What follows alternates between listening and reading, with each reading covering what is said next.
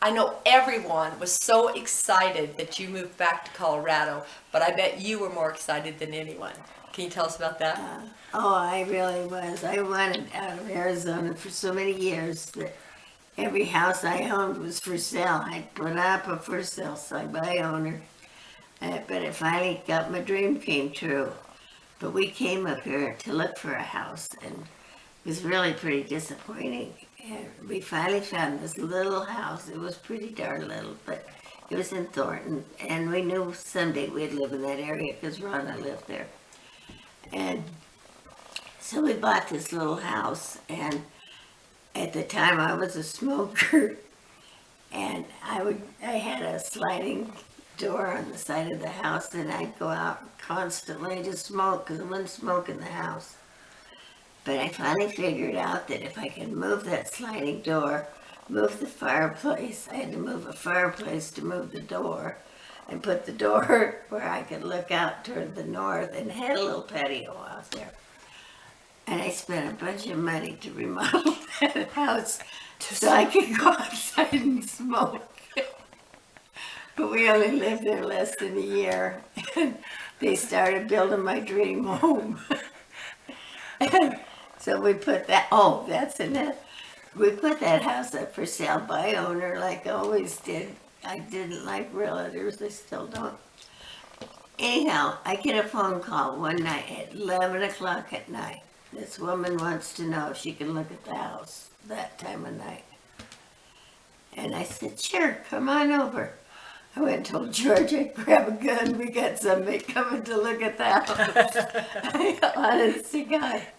And she bought it. She's the one who bought it, and she still lives there. Wow. Yeah. But in the meantime, we started building our dream home out here. It was a 55 or older community of people our age and younger people. We were probably our first neighbor there, Linda and Brian. I looked up one morning, and we had just barely moved in, and they were moving in. She's beautiful. She's out there, blonde, bush in her car. She had real short shorts. I'm like, they let her move into a 55 or older community. I don't think I'm gonna like it here. But she turned out to be like one of my kids. Oh, they would do anything for it. But anyhow, we got to know everybody. We bought the very first house here. We bought it on an empty lot. We had no idea for sure, except that I could see the mountains. I knew that. And it was on a golf course, so I knew that view would stay for quite a while. And so we bought it, and we had so much fun because we met everybody that came in. And Lynn and Brian, the young kids. And well, we would always end up together for parties and stuff. And like at Christmas, we'd all decorate our golf carts and go out and honk and carry on and celebrate. And they all ended up at our house always after the things were over. And at Christmas time, or at Halloween, they always had we got a clubhouse. It was very nice. We met up there every Friday, so you knew everybody as they came in. And we'd have a Halloween party, a costume party. And we won it every year for 4 years till they quit having it. George and I and Brian and Linda dressed up like hippies. And her and I tie-dyed shirts the day before and just being silly, and got up on stage and we're smoking our reefers, and we won out of all those people. They were so upset. That might have been the last year that they had the contest. Yeah. But we had a wonderful, wonderful life here. Yeah. George and I had a wonderful life at Todd Creek. We went to every party that they had out here, I'm sure, and just knew so many wonderful people that helped us. They came to our parties. They did everything for us. And then George started getting kind of sick. He didn't know for sure what was wrong with him, and we found out later on that he had Alzheimer's. And it was so hard to believe that he's such a smart, smart person could end up with Alzheimer's. And I took care of him for 6 years at home, and I could not leave if I went to, it got to where if I went to the grocery store, I had to either take him or hire somebody to come in and stay with him. I could not trust him, even at the house. And that was right before Christmas. And so we stayed there until after Christmas, and he did it again. And I said, he's got to go to a home. And it was terrible. And he spent 1.5 years in a home, a nursing home.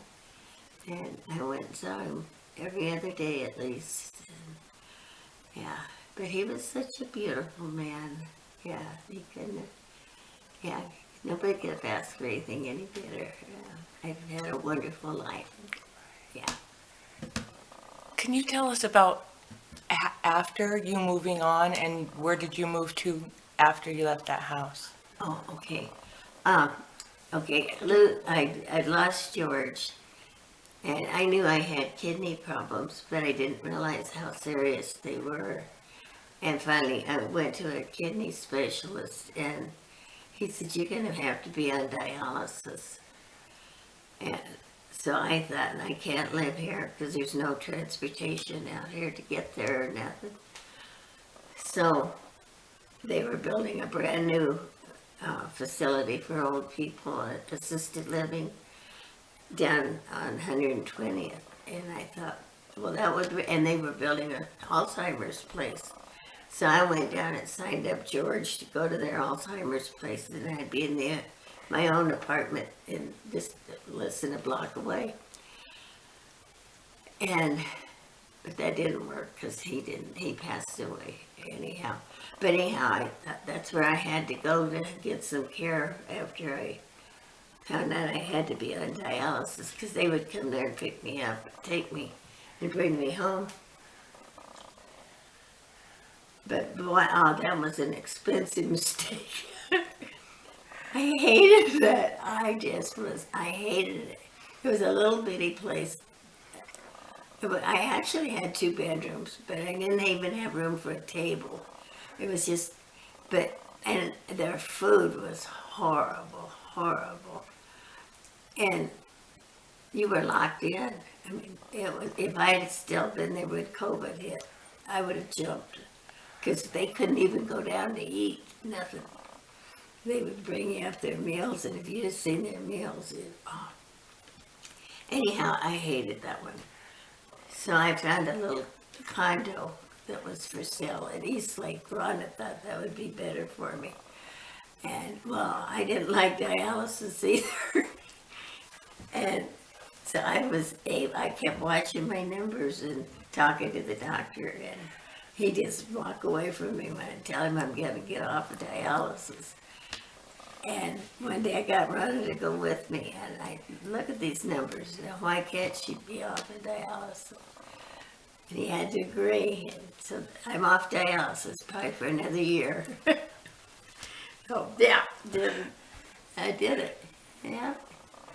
So I'm back now, because I'm back to where I wanted to be. I found a little condo out here with people I know and like, and I'm happy. And you were back at Todd Creek? I'm back at Todd Creek, yep.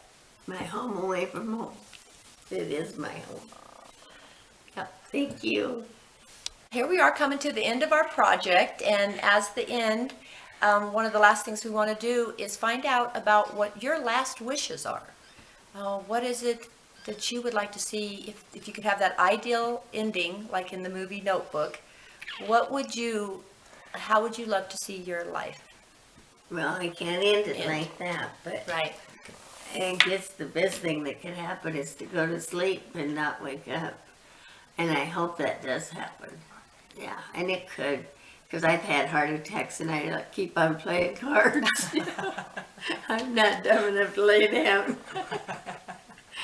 But anyhow, I hope, and I don't know if this could happen, but I hope I just fall asleep at night Yeah, in this I don't- house you're living in Yeah, now. yeah, this will be my last house, I'm sure, pretty sure.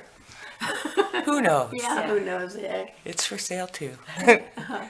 You never know.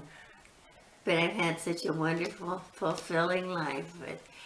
And I'd love to tell my aunts that I did live. They kept saying, don't buy clothes for her. She ain't gonna live. I've outlived them.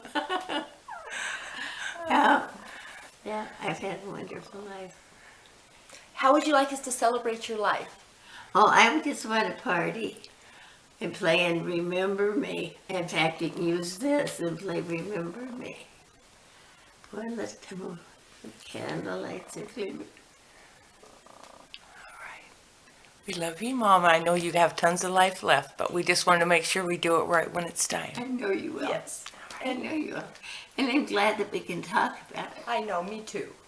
I mean, and you guys just be happy that for the time we've had. And we will always have this video, which is just like the frosting on the cake. And I'm really glad we had this, we cut out this time. We made this an important part of our, Well, see, what we wanted to I'm do. surprised I've made it through it, but I'm glad we did. Yeah. Because I know I've got some bad problems.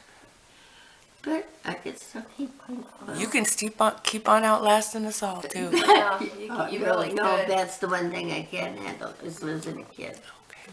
Yeah, That would take me out. yeah. Yeah. All right, then we'll keep it going as long as you do. Okay, that's a promise you gotta make me. Okay. Boy, oh my God. Yeah, I can think about anything but that. Yeah. Well, We will remember you. yes, and this, Remember me. Yeah. thi- And this, I'll remember you. this video has showed me just how mentally sharp you are, and that's what I will always remember about you, Mother. That's That's how nice. sharp you are. You've just been an amazing woman. You chose not to go to, to continue school in 10th grade, and you have made yourself a very successful businesswoman using your skills and your determination. And I encourage everybody who ever watches this to be as positive as you can and take some of Joanne's advice. And laugh as much as you have. That's the best medicine there is laughter. It is. Yeah. That's what I missed at that last house. I don't suppose except when you kids came and celebrated my birthday, I laughed. And when you hired the stripper that Didn't show up. oh God. Yeah, you kids have always made me laugh. You've been my life ever since you were born, each one of you. Yeah. Well, thank you for our lives, Mommy. Well, thank you. Okay. We love you. I love you.